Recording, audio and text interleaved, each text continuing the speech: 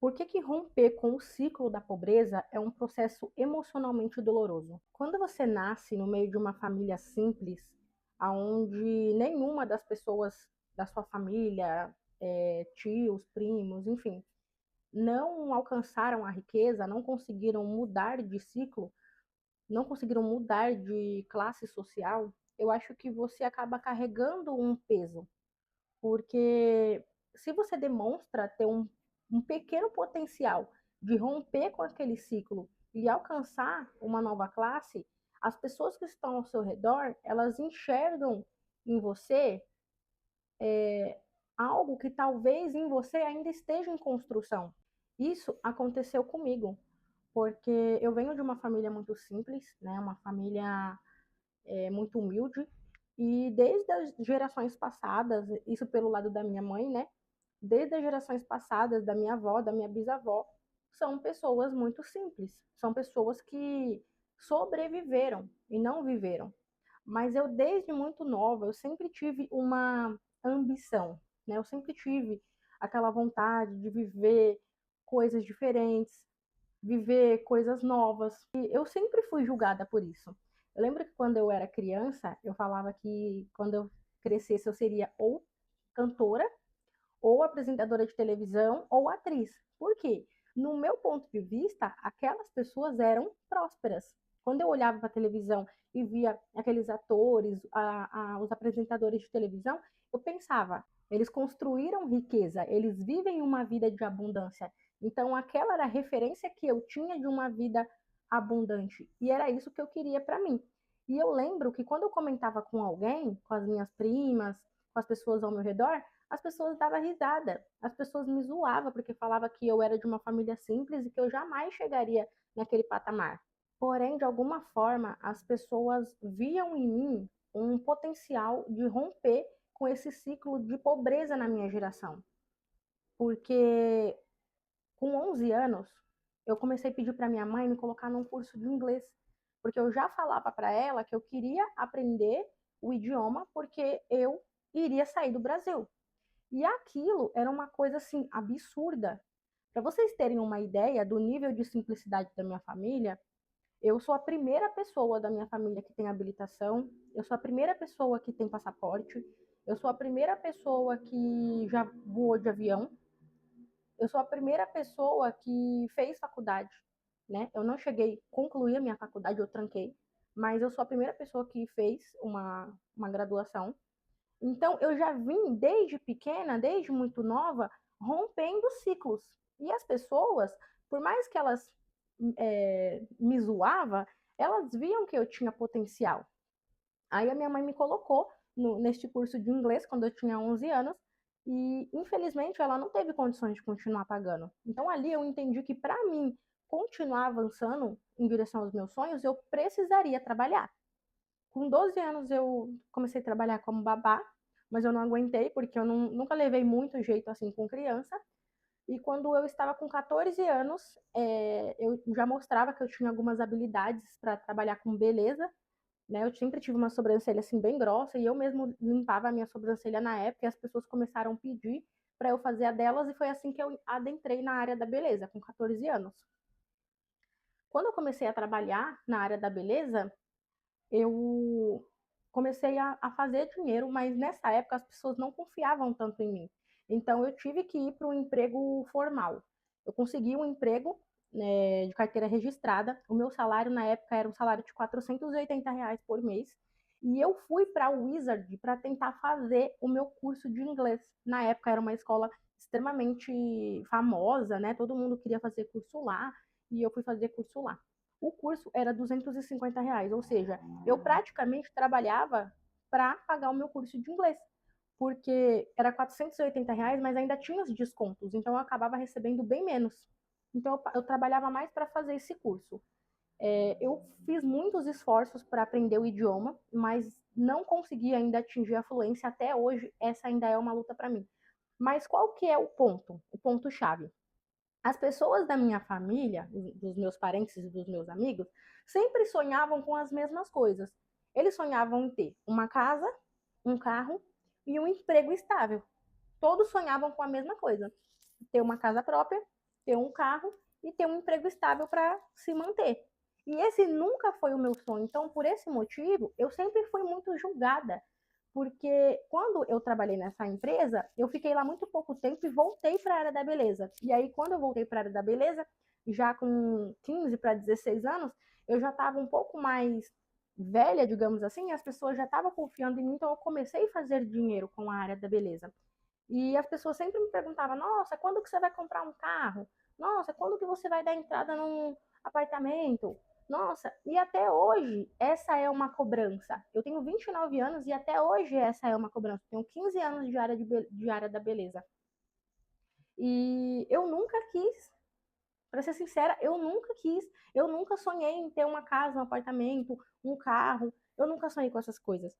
O meu sonho sempre foi aprender outros idiomas, sair para fora do Brasil, construir algo numa moeda mais forte, ser relevante de alguma forma na vida das pessoas e construir a minha riqueza. Porque a construção da minha riqueza e o fato de sair do país era algo que era totalmente improvável para uma pessoa que veio de uma família como eu vim. Para vocês terem ideia do nível de simplicidade, a minha avó, ela teve quatro, cinco, seis. Ela teve 7 filhos. Só que viva só tem 4, porque os 3 primeiros morreram. O primeiro morreu de fome, um outro morreu porque estava doente, porque realmente era uma família que lutou a vida inteira para sobreviver. Porém, eu fui criada com elas. E eu gosto de utilizar a frase que eu carrego a força das mulheres que me criaram. Eu tenho meu pai, mas meu pai mora em outro estado. Ele sempre me ajudou financeiramente, mas ele nunca foi presente. Então, toda a bagagem de conhecimento e experiência que eu tenho é de acordo com a família da minha mãe, que são essas mulheres que me criaram, minhas tias, minha avó, e é delas que eu tenho todo esse conhecimento. Só que hoje eu vejo que tem uma dificuldade imensa para você conseguir romper o ciclo da pobreza. Porque quando você vai escalando o seu negócio de alguma forma, mesmo que você venda água no farol, você vai, pega aquele dinheirinho, compra mais um fardo, vende, pega aquele dinheirinho, compra mais um fardo e você vai escalando o seu negócio. As pessoas, elas ficam numa via de mão dupla. De um lado, elas te pedem ajuda, e de um outro, elas te julgam. Elas pedem ajuda para você porque elas veem em você um potencial para romper. Só que elas não entendem que enquanto você está em processo de construção da sua vida financeira, você não consegue ajudar. Você não consegue. Porque se você ajudar, você atrasa a sua própria vida. E uma coisa que eu venho colocando na minha cabeça, que eu venho entendendo, é que a gente precisa viver a nossa própria vida. A gente tem que parar de carregar nas nossas costas o peso da nossa geração, o peso da nossa família, o peso de onde a gente veio, porque às vezes a gente carrega esse peso. E a gente tem que parar com isso, a gente tem que romper com isso e viver a nossa própria vida. Porque às vezes a cobrança de algumas pessoas que a gente ama e que são importantes para nós pode acabar impedindo que você chegue ao seu destino. Por exemplo, o meu pai, ele me ama. Claro, o meu pai, ele quer ver o meu bem. Mas o meu pai, ele não é a favor de eu sair do país. E eu sinto que quando eu conseguir sair do país, eu vou literalmente romper. Porque eu não me sinto mais pertencente aqui. Eu gosto muito de olhar para minha sabedoria interior, sabe? Eu gosto muito de olhar para mim, de ter aquele momento comigo mesma, em silêncio, e fechar os meus olhos e olhar para dentro e ver como que tá as minhas emoções, como que eu estou me sentindo, como que meu corpo está reagindo. E quando eu faço isso, eu percebo se eu estou tomando a direção errada ou a direção certa. Inclusive, isso é bíblico. Tem uma parte na Bíblia que fala que a paz é o juiz das decisões. Então, quando você toma uma decisão e você tem paz, significa que você está no caminho certo. E aí eu estou na área da beleza há 15 anos, construí uma comunidade, né, uma clientela, construí uma imagem como profissional aqui na região, só que eu não consigo mais me ver por muito mais tempo fazendo isso. porque eu acho que chegou o momento que eu vou precisar romper o ciclo. E às vezes você pode passar por isso. Para você romper, para você chegar num novo nível, você vai ter que romper com aquele nível que você está. E por muitas vezes você vai ser julgado. E nisso entra em jogo o seu emocional. É por isso que você precisa blindar as suas emoções. É por isso que a gente precisa blindar as nossas emoções para passar por isso. Porque, por exemplo, eu vou te dar um exemplo. Eu me mudei recentemente para esse apartamento. E o custo de vida aqui não é barato. É um custo de vida caro. E eu escutei de pessoas que eram importantes para mim e escutei de pessoas que são importantes para mim. Coisas do tipo: nossa, agora você tá se achando, né? Agora você tá com rei na barriga. Nossa, mas por que que você se mudou para esse lugar? Se é tão difícil, se não tá fácil você viver nesse lugar, por que que você se mudou para esse lugar? Porque as pessoas não entendem que às vezes a gente vai ter que fazer algumas movimentações que não vai fazer sentido mesmo para elas. Porque só a gente pode visualizar o nosso futuro, só a gente sabe do nosso potencial. As pessoas não sabem.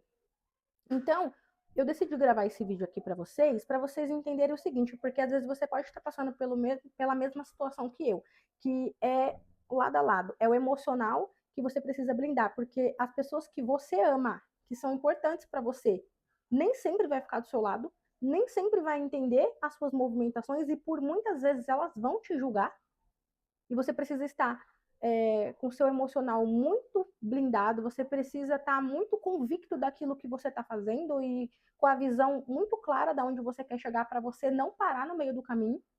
E você precisa continuar avançando naquele objetivo que você estabeleceu no seu coração. Você precisa deixar com que a sabedoria interna que está dentro de você te guie mesmo que não faça sentido para as pessoas e mesmo que também você não tenha todas as respostas e não faça 100% sentido para você. Eu acredito que as maiores pessoas que vieram de famílias simples e romperam com a pobreza na sua geração, elas passaram por isso.